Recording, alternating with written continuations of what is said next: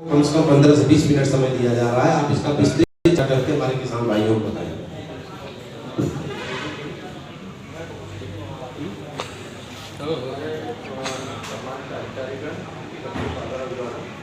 और उपस्थित हमारे किसान भाई सबको राम राम। मैं गोविंद सिंह प्रतापगढ़ जनपद के एकदम अंतिम गांव का निवासी हूँ। अरैजा हमारे गांव का नाम है। हमारे यहाँ सुल्तानपुर की सीमा प्रारंभ हो जाती है हमारे गांव के बाद, वहाँ का रहने वाला हूँ। आज के 6 साल पहले 2018 में एक छोटी सी घटना ने हमें एकाएक जो है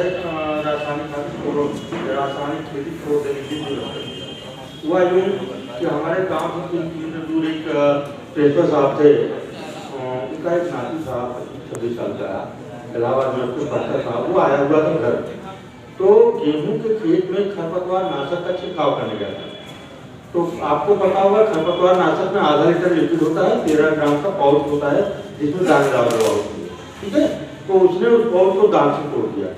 तो शायद गैस उसके मुंह में चली गई, शाम तक उसकी तबीयत खराब हो गई और 5-6 दिन के अंदर यहाँ से एम्स तक गए वो, लेकिन उसको बचा नहीं पाए।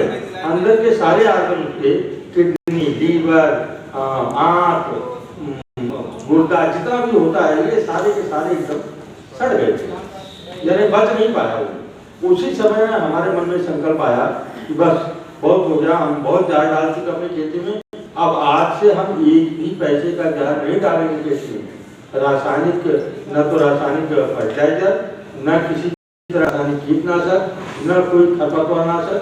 तो खरपतवार नाशक जो है और कीटनाशक, ये दोनों खेत के लिए जा रहे हैं, वो हमारे शरीर के लिए भी, खेत के लिए भी। आप पूछिए थे खरपतवार नाशक जिसमें आर्सेनिक नामक जार होता है, जो पौधों के जो खरपतवार के मेटाबॉलिक सिस्टम को नष्ट करता है, यानी उनके जो है चयापचय प्रणाली को खत्म कर देता है। वही काम वो हमारे शरीर में भी करता है, ठीक है। तो आप फसल से खरपतवार नाशक डाला, फसल पे कोई प्रभाव नहीं हुआ, फसल आपकी अच्छी खरपतवार दूर करे, आपने समझा इससे कोई नुकसान नहीं है, जी नहीं, आपके फसल के पत्तों पर भी वो पड़ेगा खरपतवार नाशक, और जो नीचे जमीन में जाएगा उसको जड़ें अवशोषित करेंगे, ऊपर पत्ते अवशोषित करेंगे। जब दाना पकेगा तो दाने में जाकर के संचित हो जाएगा। तो जब हम आप खाएंगे तो हमारे पेट में जाकर के हमें भी उस तरह की विकृतियाँ हमारे स्वास्थ्य संबंधित पैदा करेंगे, एक बात। दूसरी बात ये है, सीधी सी बात है, जो प्राकृतिक खेती का हम सब सैकड़ों साल से खेती कर रहे हैं, हमारे पूर्वज भी करते थे, हम भी करते आ रहे हैं।